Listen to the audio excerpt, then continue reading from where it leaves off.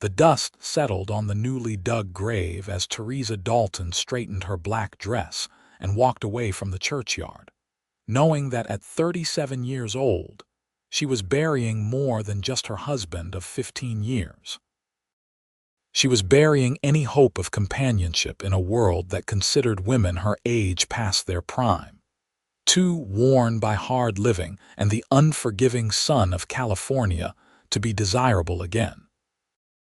The year was 1876, and Chico was a town that moved forward with the railroad and the gold seekers, leaving widows like her to fend for themselves in whatever way they could manage. Her husband Thomas had left her the general store on Main Street, a building that needed repairs she could not afford and inventory she did not know how to manage. He had been a practical man, sometimes cold, but he had provided.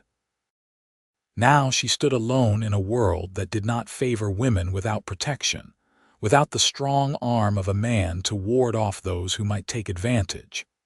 The first week after the funeral passed in a blur of condolence visits that felt more like assessments than genuine sympathy. The women of Chico measured her worth in sidelong glances, calculating how long before she would fail and have to sell. The men looked at her with a different calculation altogether, one that made her skin crawl when she caught certain expressions in their eyes. She was sweeping the front steps of the store on a Wednesday morning when a cowboy rode into town on a dusty brown mare, his hat pulled low against the early sun. He dismounted outside her store with the easy grace of someone who had spent more time in a saddle than in a chair, his boots hitting the wooden walkway with a solid thud that made her look up from her work. "Morning, madam," he said, tipping his hat to reveal dark hair and eyes the color of creek water after rain. "I am looking for supplies. Heard this was the place." Theresa leaned her broom against the wall and nodded. "You heard right. Come on in." He followed her inside, and she was immediately aware of how the store looked through a stranger's eyes. The shelves were only half stocked, dust gathered in corners she had not had time to clean, and there was a distinct smell of neglect that no amount of aired windows could quite dispel. If he noticed, he did not comment. Instead, he walked slowly through the aisles, his spurs making soft music against the floorboards. "I need flour, coffee, dried beans, salt pork if you have it, enough for about 3 weeks on the trail. Where are you headed?" she asked, moving behind the counter to begin gathering his items. "North, up toward Redding. Got a job delivering horses to a ranch up that way." He paused, studying a display of canned goods. "Been on the trail about 2 months now. Started down in San Diego." Theresa began measuring flour into a cloth sack, her movements practiced from years of helping Thomas with the store. "That is a long journey." "Yes, madam, it is." He turned to look at her directly then, and something in his gaze made her fumble with the scoop. "I am sorry I did not introduce myself properly. Name is Kenneth Hughes. Most folks call me Ken." "Theresa Dalton," she replied, recovering her composure. "Most folks call me Mrs. Dalton." Something flickered across his face, recognition perhaps. "You are the widow I heard about your loss." "My condolences." She appreciated that he did not dwell on it, did not offer platitudes that meant nothing. "Thank you. That will be 2 pounds of flour. How much coffee do you need?" They worked through his list in a comfortable silence broken only by her questions about quantities and his polite responses. When everything was tallied and packed, he paid in cash, counting out coins that she noticed were worn smooth from long handling. "Store seems like it could use some help," he observed, and before she could bristle at the comment, he added, "I am handy with repairs. I noticed your porch step is loose, and that shutter on the second-floor window looks like it is about to fall off. I could fix those things for you if you would like. No charge. Consider it thanks for fair prices." Theresa felt her defenses rise. "I do not need charity, Mr. Hughes." Not offering charity, madam, offering trade. You gave me good measures and did not try to cheat me even though you could have. That is rare enough to deserve something in return. He gathered his supplies but made no move toward the door. Besides, I am not in any particular hurry. Ranch is not expecting me for another week. She wanted to refuse, but pride was a luxury she could not afford when the store was literally falling apart around her. The step would be appreciated, she admitted finally.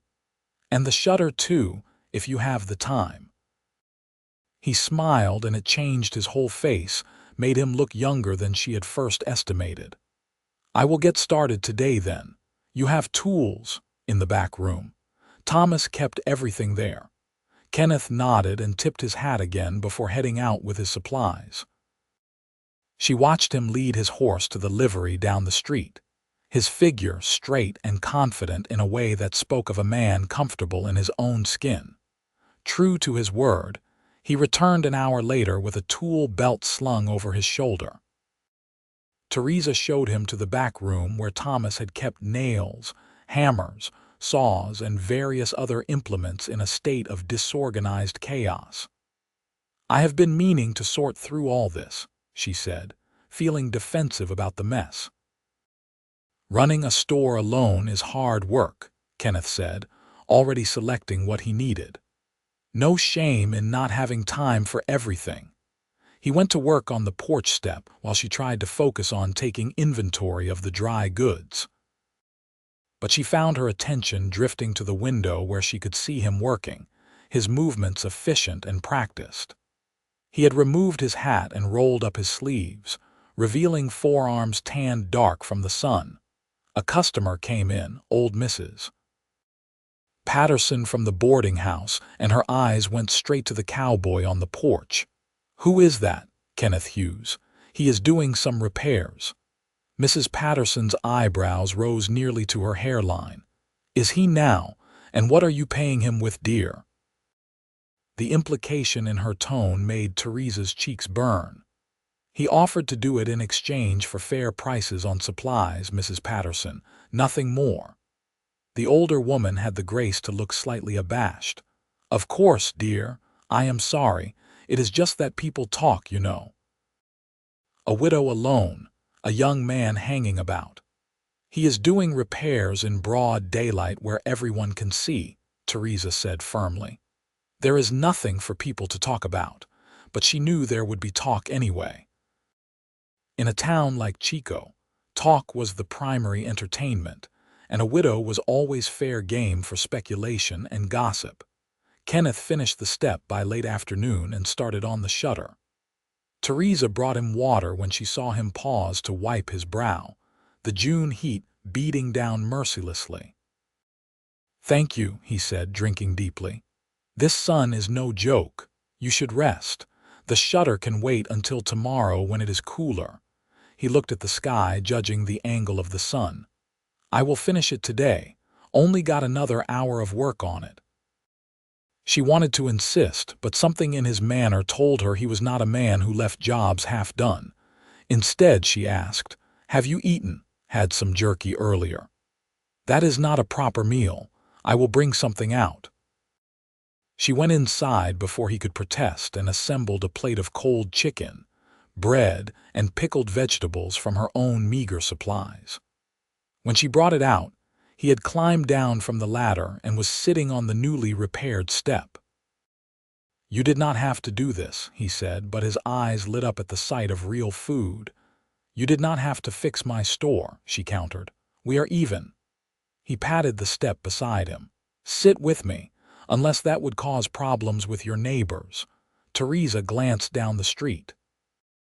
Several women were watching from various vantage points, their interest poorly concealed.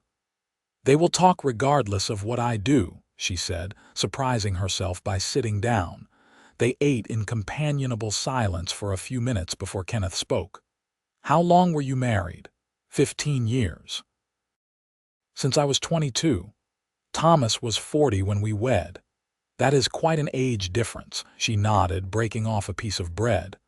I was past the first bloom of youth even then. Most women in Chico married at 16, 17. I was considered practically a spinster. Thomas needed a wife to help with the store, and I needed security. It was a practical arrangement. Did you love him? The question was blunt, but somehow not offensive coming from him. I respected him. He was good to me in his way, but love? No, not the kind you read about in books. We were partners in survival more than anything else. Kenneth nodded slowly. My parents had that kind of marriage. Worked the same piece of land in Missouri for 30 years, barely speaking to each other except about crops and weather. They died within 6 months of each other, my father first, then my mother. Always wondered if she died of hard work or relief. That is a dark thought, maybe, but honest. He turned to look at her, those creek water eyes serious. Life should be more than just surviving until you die. That is easy to say when you are young and free to ride wherever you want. I am 31, he said. Not exactly young, and freedom is not all it is made out to be. Gets lonely on the trail, nothing but your horse and your thoughts for company. Theresa felt something shift in her chest, a loosening of a knot she had not realized was there. Why are you telling me this? Because you look like someone who understands, someone who has thought the same thoughts. He stood, brushing crumbs from his pants. I should finish that shutter before I lose the light. She watched him climb back up the ladder, his words circling in her mind like birds looking for a place to land. He finished as the sun was setting, painting the sky in shades of orange and purple that reminded her why she had always loved California despite its hardships. All done, he announced, packing up the tools. Step is solid, shutter is secure, should last you a good while. Thank you. I appreciate it more than I can say. He nodded but made no move to leave. Mrs. Dalton, would it be terribly forward of me to ask if I could come by tomorrow? Not for more work, he added quickly. Just to talk. I enjoyed our conversation. Every practical bone in her body screamed at her to say no, to protect her reputation, to remember her place as a widow in mourning. But something deeper, something that had been dormant for years, made her say, I would like that. His smile was like sunrise. Good, I will see you tomorrow then. She locked up the store and climbed the stairs to her living quarters, a small apartment above the shop that felt emptier every day. But that night, for the first time since Thomas died, she did not feel quite so alone. Kenneth came by the next morning with fresh coffee from the hotel restaurant, 2 cups steaming in the cool morning air. Theresa was sweeping again. Seemed like sweeping was all she did these days, and she laughed when she saw him. You are going to ruin my reputation completely, showing up with gifts. Let them talk, he said easily, handing her a cup. Besides, I wanted to try that new blend they are serving at the hotel, and drinking alone is depressing. They sat on the repaired step again, sipping coffee and watching Chico wake up.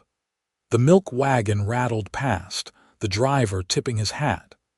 2 men headed toward the lumber mill on the edge of town, their lunch pails swinging. A woman in a green dress hurried toward the church, probably to help with preparations for Sunday services. Tell me about your life before this, Theresa said. Before you became a cowboy. Kenneth leaned back against the post, his long legs stretched out in front of him. Not much to tell, that is interesting. Grew up on that farm I mentioned, worked it until my parents died. Sold it because I could not stand to stay there alone, all those memories pressing down. Tried my hand at various jobs. Worked on a cattle drive, did some railroad work, even spent 6 months as a deputy in a nothing town in Nevada. Why did you leave that? Did not like what the badge did to some men. Power made them mean. I saw a deputy beat a man half to death for talking back, and when I spoke up about it, the sheriff told me to mind my own business or find another job. So I found another job. She studied his profile, the straight nose, the firm jaw, the lines around his eyes that spoke of squinting into too many sunsets. You have strong principles. I just try to sleep at night without hating myself. That is not principles, that is just basic decency. You would be surprised how rare basic decency is. He turned to look at her. I doubt you have met many decent men if your husband was the best you could find. The words should have offended her, but there was no malice in them, only observation. Thomas was what was available. I was what he could afford. That is how it works for women like me. Women like you, past our prime. Too old to be exciting, too young to be done with life.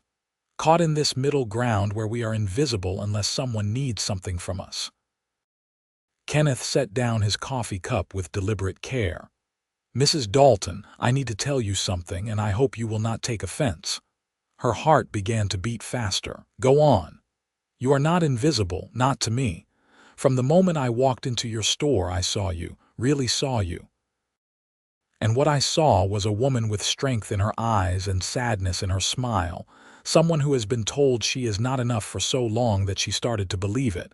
But you are wrong. Theresa felt her throat tighten. Mr. Hughes. Ken, please, just Ken. Ken, she corrected softly. You do not know me. You do not know what I am, what I have been through, what I have done and failed to do. Then tell me. I want to know everything. And somehow, sitting there on that porch step with the morning sun warming her face, she found herself telling him things she had never told anyone.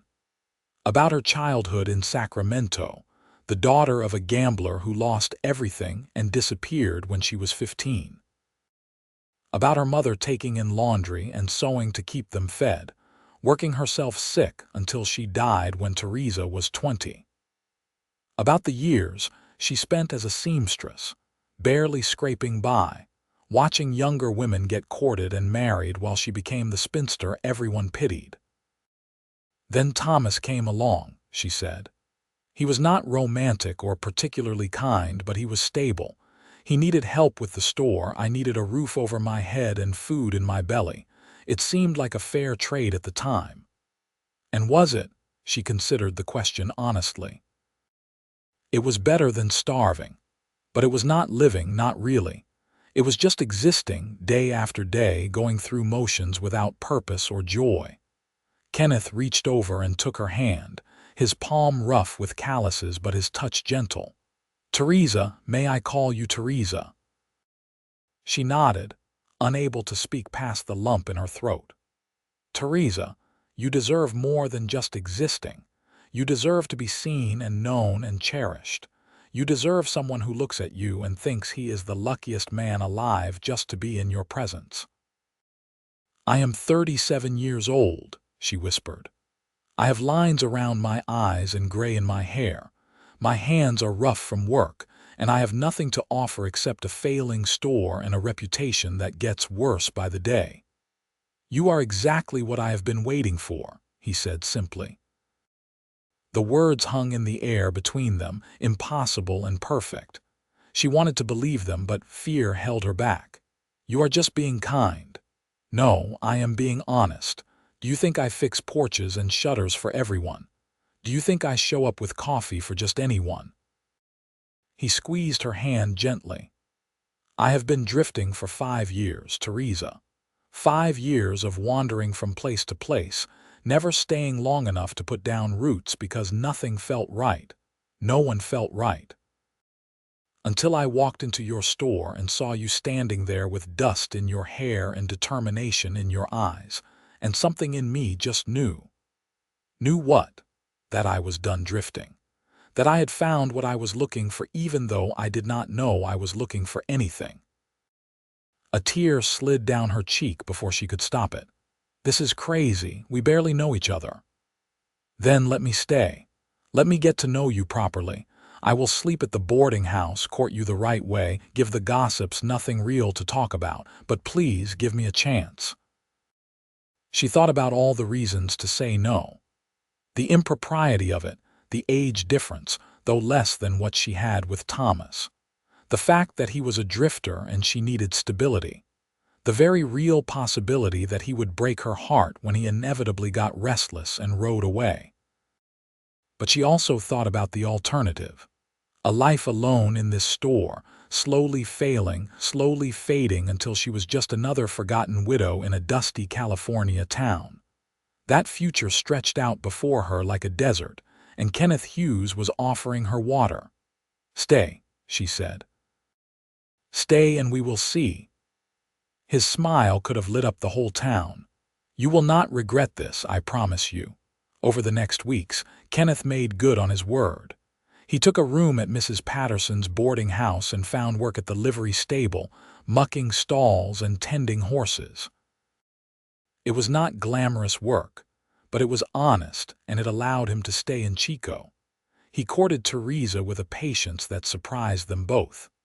He came by the store every morning with coffee, every evening to walk her home from locking up even though home was just up the stairs. He fixed things around the store without being asked, reinforcing shelves, replacing broken window panes, oiling hinges that had squeaked for years. But more than the physical help, he gave her his attention. He listened when she talked about her struggles with suppliers who tried to cheat her or customers who demanded credit they never repaid. He asked her opinions on things and actually cared about her answers. He made her laugh with stories from his years on the trail, tales of ornery cattle and eccentric ranch owners, and nights sleeping under stars so bright they seemed close enough to touch. The town watched their courtship with mixed reactions. Some of the older women clucked their tongues and predicted scandal. Some of the younger ones looked envious that Theresa had caught the eye of a handsome cowboy. The men mostly ignored it, except for a few who made crude comments that Kenneth shut down with a cold stare and a hand that rested meaningfully on his belt near his gun. One evening, about 6 weeks after Kenneth first arrived, they were sitting on the porch again, watching the last light fade from the sky. He had been quieter than usual all day, and Theresa could tell something was on his mind. "What is wrong?" she asked finally. He took a deep breath. "I need to tell you something, and I am afraid of how you will react." Her stomach dropped. "You are leaving." "What? No. God, no." He turned to face her fully, taking both her hands in his. "Theresa, I love you. I am in love with you. I know it has only been 6 weeks, but I know my heart, and it is yours if you want it." She stared at him, words failing her completely. He rushed on. "I know you are still in mourning officially. I know this is fast, maybe too fast, but I cannot keep pretending I am just a friend helping out. Every time I see you, every time I hear your voice, every time you smile at me, I fall a little bit more, and I needed you to know." "Ken," she managed finally. "I do not know what to say." His face fell slightly. "You do not have to say anything. I just needed you to know how I feel. I am not expecting anything from you, not until you are ready." But the thing was, she was ready. Somewhere between the morning coffees and the evening walks, between his easy laughter and his steady presence, she had fallen in love too. It terrified her, this feeling, so much bigger than anything she had felt for Thomas, so much more dangerous because it mattered. "I love you too," she whispered. His eyes widened. "You do?" "I do. It scares me half to death because I do not know what happens next, but yes, I love you." He pulled her into his arms, and she went willingly, resting her head against his chest where she could hear his heart beating fast. They stayed like that for a long moment, just holding each other as the stars began to appear overhead. "Marry me," he said into her hair. She pulled back to look at him. "What? Marry me? I know it is soon, but I have never been more certain of anything in my life. Marry me, Theresa. Let me be your husband, your partner, your home. Let me spend the rest of my life proving that you were not too old to marry, that you are exactly perfect exactly as you are." Tears were streaming down her face now, but they were not sad tears. "The town will talk," Let them talk. People will say I did not mourn long enough. People will always find something to say. The question is, what do you want? What did she want? She wanted this, she realized. This man, this feeling, this chance at her real life instead of just existence. She wanted mornings waking up next to someone who chose her, not because she was convenient, but because she was cherished. She wanted laughter and partnership, and the kind of love she had read about but never believed was meant for her. Yes, she said. Yes, I will marry you. He kissed her then, soft and sweet and full of promise, and Theresa felt something break open inside her, all the years of loneliness and resignation cracking apart to let in light. They married 3 months later, a small ceremony at the church with Mrs. Patterson and the livery owner as witnesses.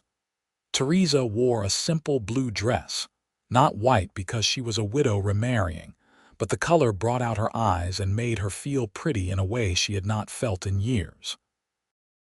Kenneth wore a new suit bought specially for the occasion, his hair slicked back and his boots polished to a shine. When he said his vows, his voice was strong and clear, and he looked at her like she was the only woman in the world. Reverend Morrison, who had buried her first husband, now joined her to her second, and if he had opinions about the speed of her remarriage, he kept them to himself. The ceremony was simple but heartfelt, and when Kenneth slipped a plain gold band on her finger, Theresa felt like she was truly marrying for the first time. The reception was held at the boarding house, Mrs. Patterson having softened considerably toward Kenneth once she saw how genuinely he cared for Theresa. She had prepared a simple meal of roast chicken and vegetables, with a cake she had baked herself.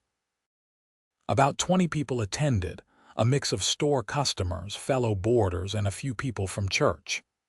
There was music, a fiddler playing lively tunes, and even some dancing, though Theresa protested she was too old for such things. "Nonsense," Kenneth said, pulling her to her feet. "You are my wife, and I intend to dance with you at our wedding." He was not a particularly good dancer, and neither was she, but they moved together with a joy that made up for any lack of skill. His arm was firm around her waist, his hand warm in hers, and she felt young in a way that had nothing to do with years and everything to do with hope. Later, when they climbed the stairs to what was now their shared apartment above the store, Theresa felt nervous in a way she had not expected. It had been years since her wedding night with Thomas, a night she remembered as awkward and slightly painful, more duty than pleasure. Kenneth seemed to sense her apprehension. "We do not have to do anything you are not ready for," he said softly, hanging his jacket on the hook by the door. "I am your wife now," she said. "It is expected." He came to her, cupping her face in his hands. "Theresa, I did not marry you for duty or expectation. I married you because I love you and I want to spend my life with you. Whatever happens in this room happens because we both want it, not because anyone expects anything." His kindness undid her last defenses. She kissed him, and it was different from their brief kisses before, deeper and more searching. He responded carefully, letting her set the pace, his hands gentle as they moved through her hair and down her back. That night was a revelation. He was patient and attentive, caring about her pleasure as much as his own, and for the first time in her life, Theresa understood what all the fuss was about. She fell asleep in his arms feeling cherished and safe, his heartbeat steady beneath her cheek. The next months were an adjustment, but a happy one.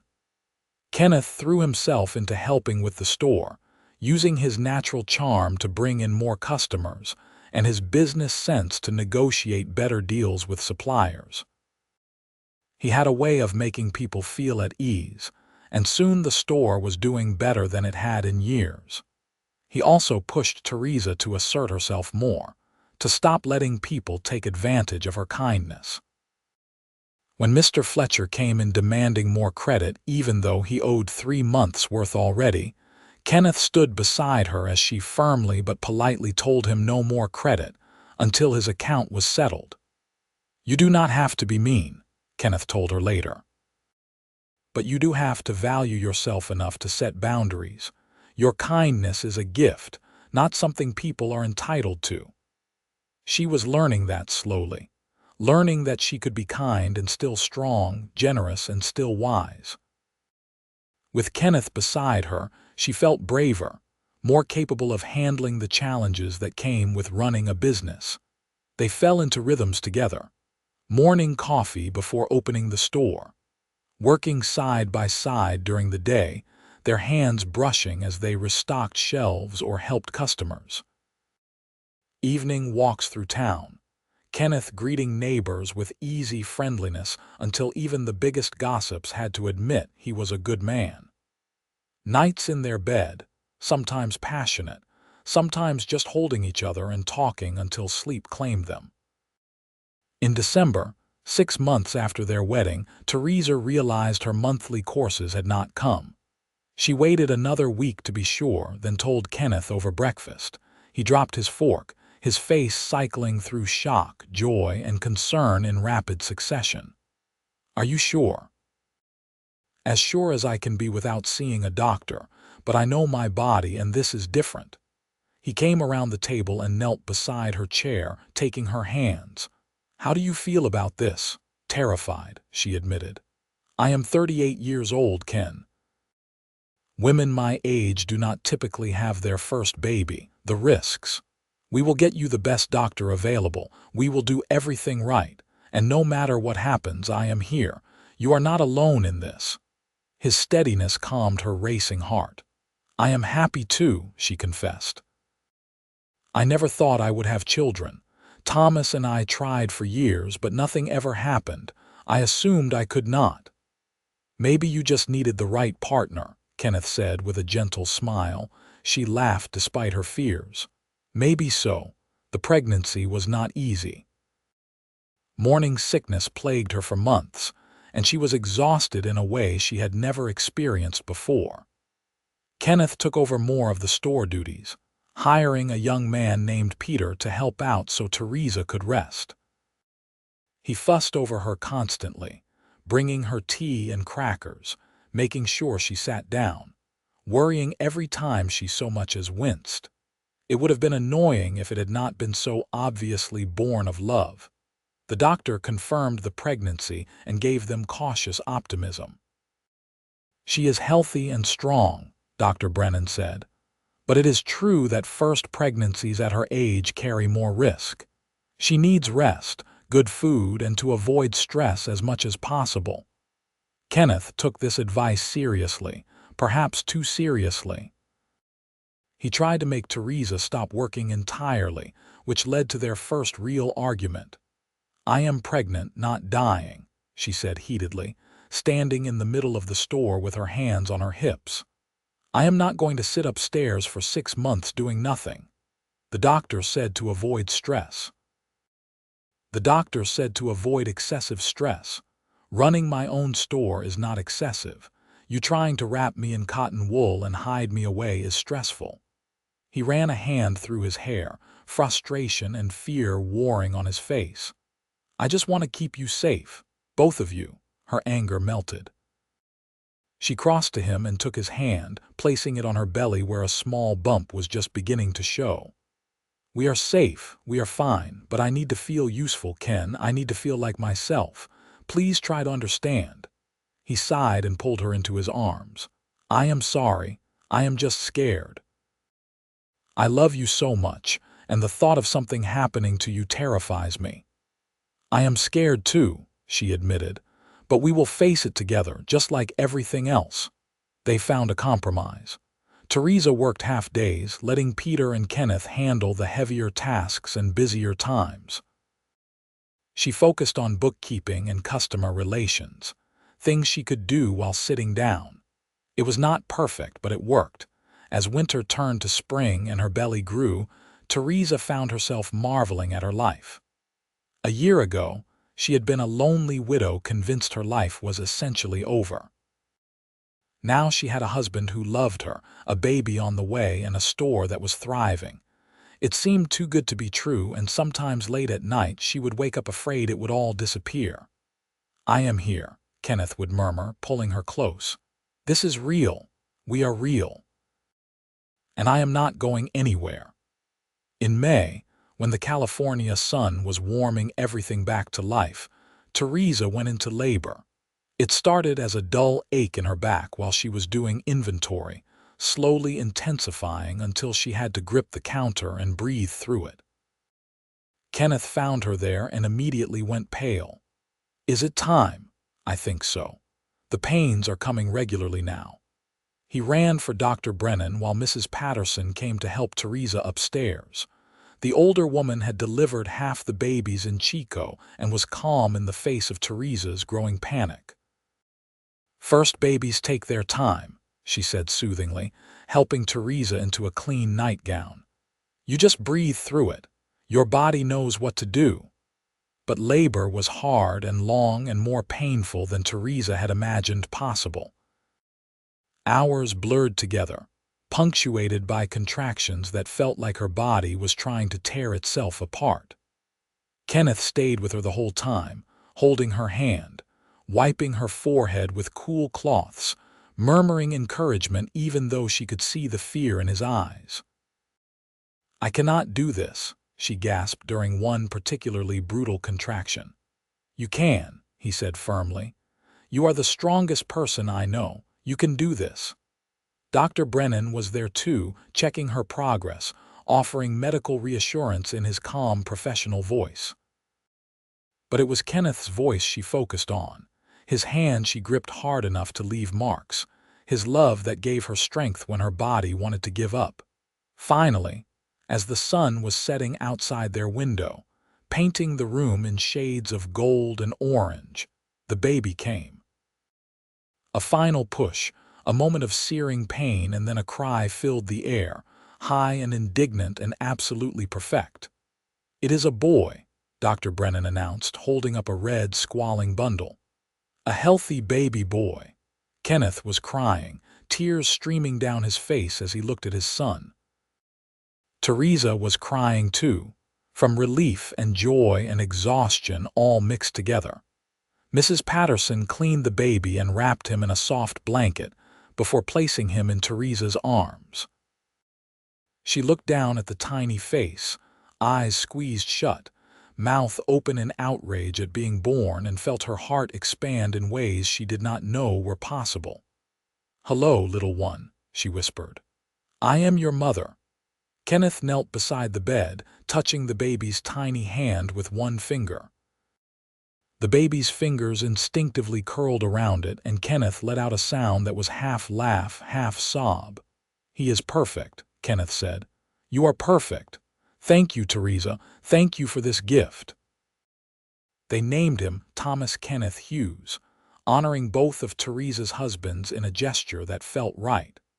Her first husband had given her a home when she needed one. Her second had given her love and this child. Both men had shaped who she was, and both deserved to be remembered.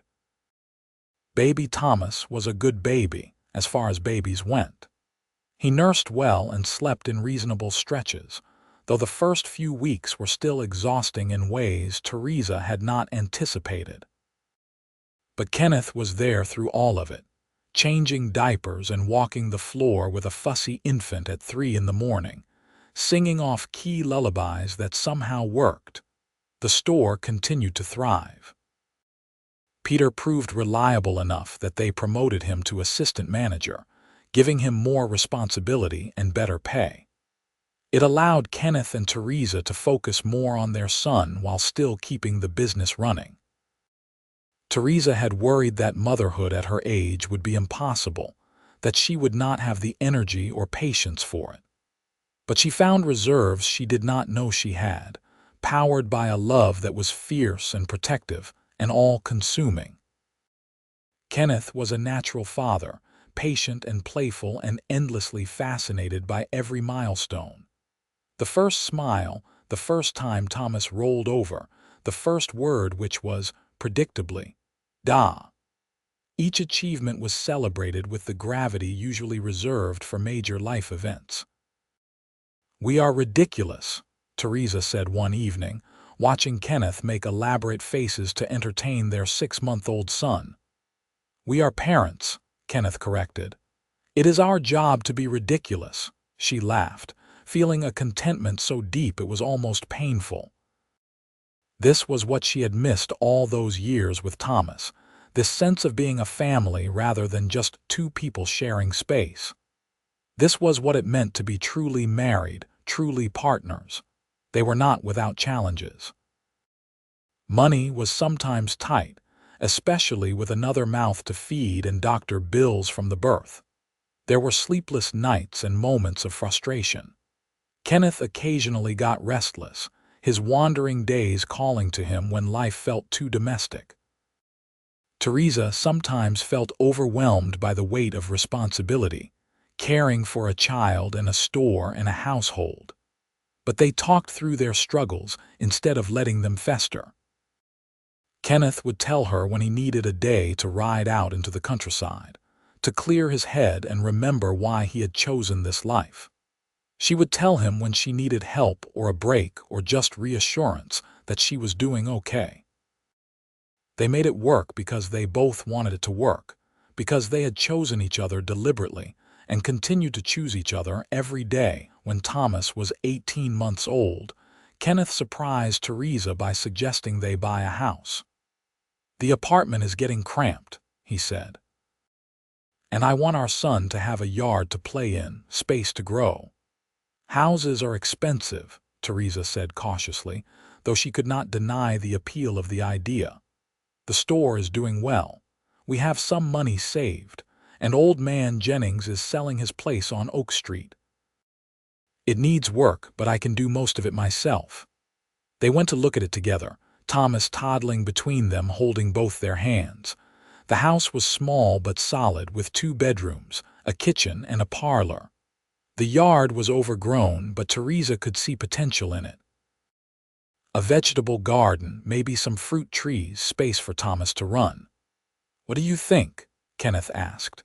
She imagined them here, meals around their own table, Thomas playing in the yard, maybe another child someday if they were blessed. A real home, not just rooms above a store. "I think yes," she said. "I think we should do it." They bought the house and spent the next months fixing it up. Kenneth repaired the roof and reinforced the floors. Theresa sewed curtains and planted a garden.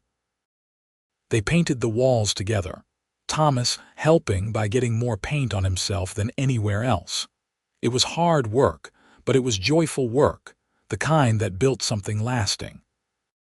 When they finally moved in on a warm July evening, carrying their few possessions into their own home, Theresa felt like she had finally arrived at the life she was meant to live. They had been married 4 years when Theresa discovered she was pregnant again. This time there was less fear and more excitement, though she was 42 now and the risks were real. But they had done it once, and they would do it again. This pregnancy was easier than the first, or maybe she just knew better what to expect. Kenneth was still protective, but had learned to balance his worry with respect for her capabilities. Thomas, now a precocious 3-year-old, was fascinated by the idea of a baby sibling. "Baby in Mama's tummy," he would announce to anyone who would listen, patting her growing belly with chubby hands. The labor was faster this time, only 6 hours from first contraction to final push. Kenneth joked that she was getting good at this, earning a glare that made him wisely shut up. But when the baby arrived, another boy with dark hair and a strong cry, his joy was just as profound as the first time.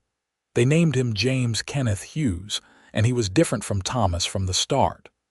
Where Thomas had been easy, James was demanding. Where Thomas slept, James fussed.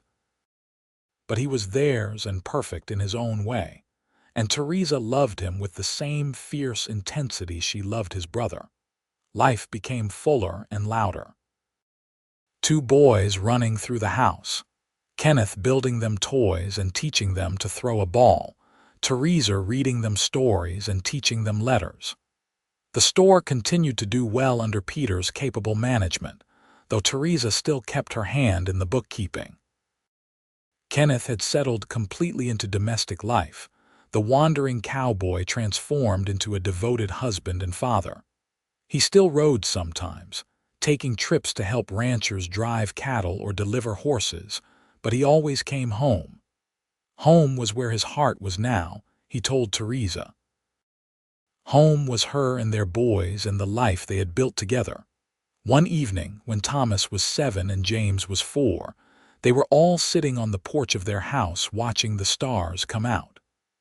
The boys were chasing fireflies in the yard, their laughter bright in the gathering dusk. Kenneth had his arm around Theresa, and she was leaning into his warmth.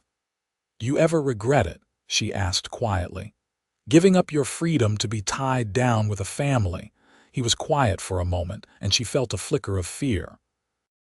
But then he turned to look at her, and the love in his eyes erased all doubt. "Theresa, marrying you was not giving up freedom. It was finding out what freedom really means. Freedom is not just going where you want, doing what you want. That is just drifting. Real freedom is choosing what matters and building a life around it. You and our boys, this is what matters. This is what I choose every single day." She kissed him, tasting the sweetness of truth in his words. "I love you. I love you too, always." Thomas ran up to them then, holding a captured firefly cupped in his hands. "Look, Papa, I caught one." Kenneth helped him release it gently, and they watched it drift away, its light blinking on and off as it disappeared into the night. The years continued to unfold in a tapestry of ordinary moments that added up to an extraordinary life. Thomas grew into a thoughtful, responsible boy who loved books almost as much as he loved helping in the store. James was wild and adventurous, always climbing trees or catching frogs or getting into some kind of trouble that made Kenneth laugh even as Theresa scolded. Kenneth expanded his work beyond the store, buying a few horses and starting a small breeding operation. He had a gift for it, training horses with patience and understanding that made them gentle and reliable. It brought in extra income and gave him an outlet for his cowboy skills. Theresa continued to be amazed by her life. She was in her late 40s now, with gray liberally streaking her hair and lines etched deep around her eyes and mouth. But when Kenneth looked at her, she still saw the same wonder and desire that had been there from the beginning. He loved her not despite her age, but as she was, complete and whole. They faced hardships, as all families do. There were lean years when drought affected the crops and everyone in town struggled.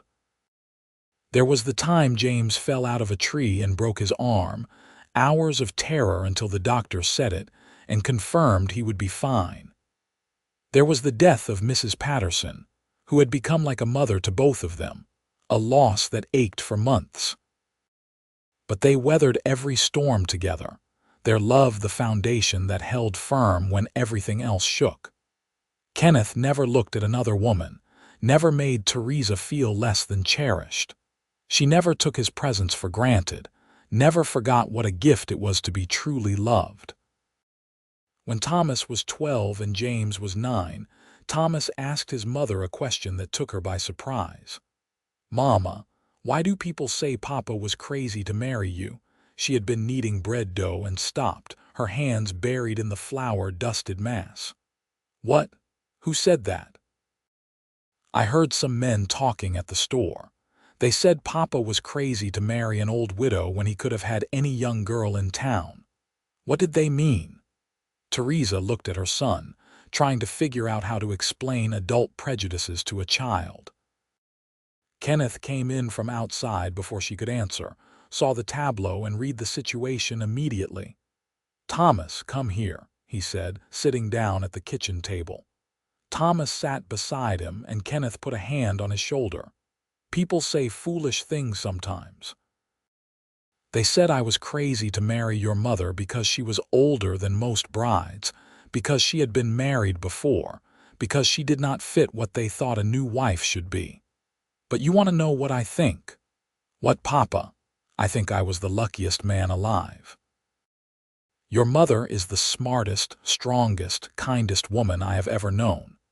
She was exactly what I had been waiting for my whole life, even when I did not know I was waiting.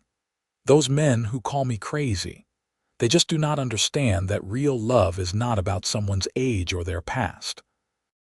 It is about finding the person who makes your life better just by being in it. Your mother does that for me every single day. Thomas considered this seriously. So you are not crazy? Well, I might be a little crazy, Kenneth said with a grin, but not for marrying your mother. That was the sanest thing I ever did. Theresa had stopped pretending to work on the bread and was watching her husband with tears in her eyes. He met her gaze over their son's head and winked, and she fell in love with him all over again. The boys grew. Thomas showed an aptitude for business and started taking more responsibility at the store, his mathematical mind perfect for managing inventory and finances. James was better with the horses, following his father around and learning everything he could about breeding and training. Kenneth and Theresa grew older together, their bodies slowing but their love deepening. They took walks in the evening, not as far or as fast as they used to, but still hand in hand, still talking about everything and nothing. They made love less frequently but with no less passion, their bodies knowing each other so well now that every touch was a conversation. When Theresa turned 55, Kenneth threw her a party. Half the town came, a testament to how much respect they had earned over the years. The store was a pillar of the community, fair and honest in all dealings. Kenneth's horses were prized throughout the region for their temperament and training. Their sons were growing into good men, polite and hardworking. As Theresa stood in their yard surrounded by friends and neighbors, watching Kenneth chase their granddaughter, Thomas's daughter, around the garden, she thought about the woman she had been 20 years ago. That lonely widow who thought her life was over, who believed she was too old to be loved, too used up to be wanted. How wrong she had been. How gloriously, wonderfully wrong. Kenneth caught the little girl and swung her up onto his shoulders, his hair white now but his smile just as bright. He caught Theresa watching and blew her a kiss across the crowd, shameless in his affection even after all these years. That night, after everyone had gone home and it was just the two of them in their bed, Kenneth pulled her close. "Happy birthday, my love. Thank you for the party. It was perfect. You are perfect." He kissed her forehead, her cheek, her lips. "I have never regretted a single moment with you, Theresa, not 1 second. Even when I am being stubborn, especially when you are being stubborn, it is one of your finest qualities." She laughed and snuggled deeper into his embrace. "I love you, Kenneth Hughes. Thank you for seeing me when I thought I was invisible. Thank you for loving me when I thought I was unlovable. You were never invisible. You were just waiting for someone who knew how to look. I am glad I was that someone." They fell asleep wrapped around each other as they had every night for 20 years.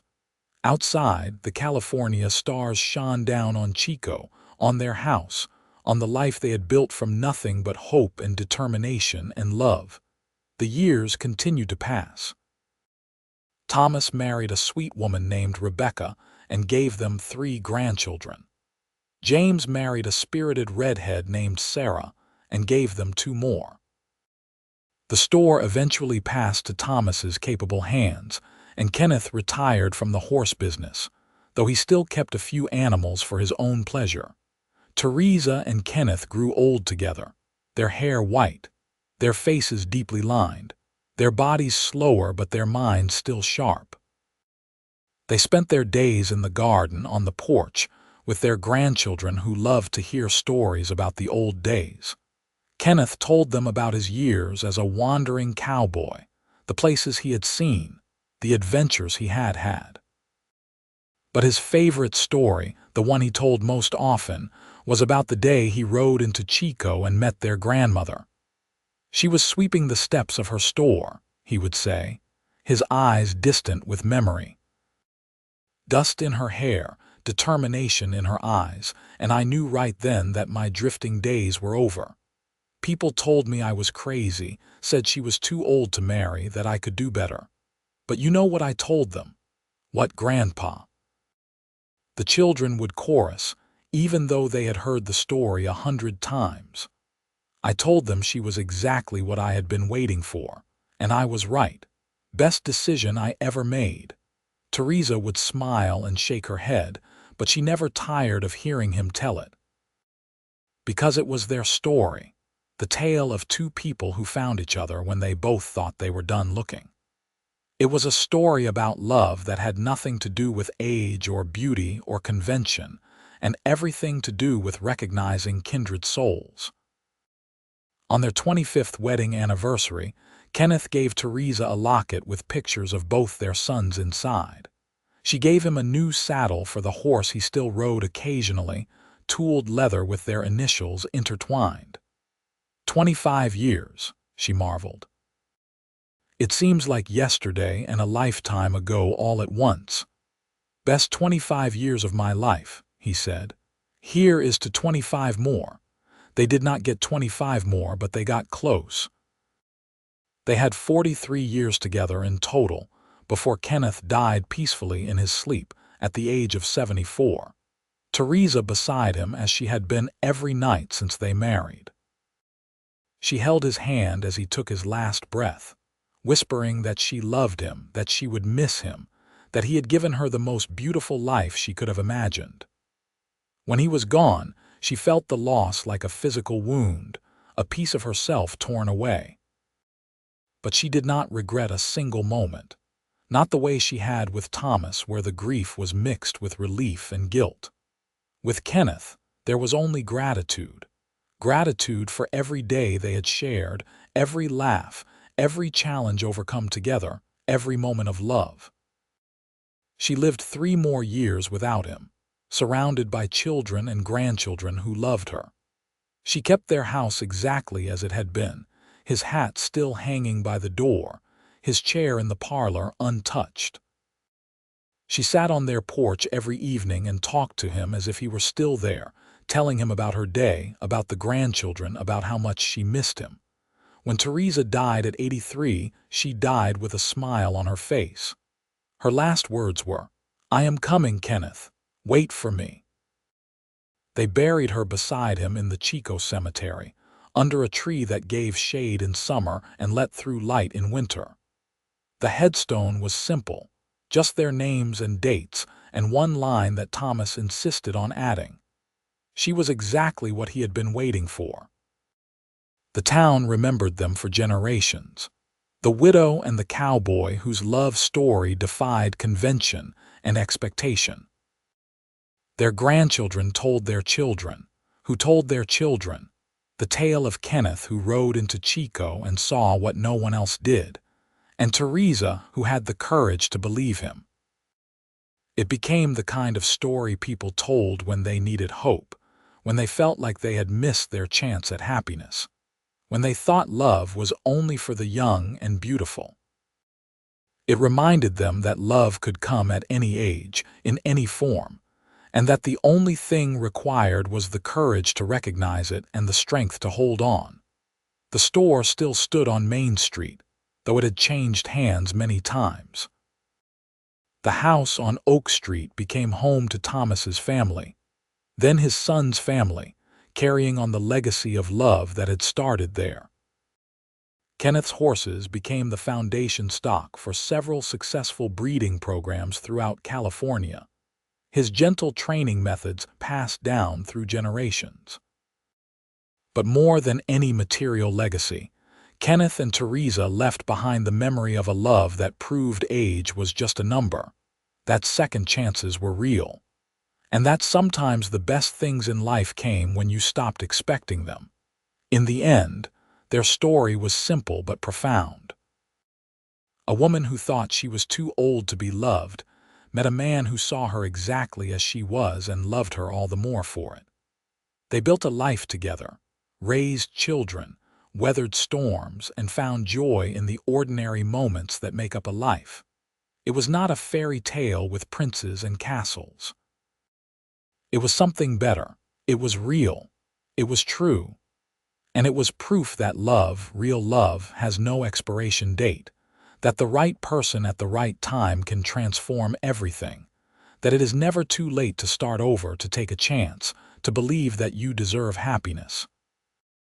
Kenneth and Theresa's love story continued to inspire long after they were gone, a testament to the power of seeing people for who they truly are and loving them not despite their imperfections, but because of them. It was a reminder that the best love stories are not about perfect people finding each other, but about real people choosing each other every day.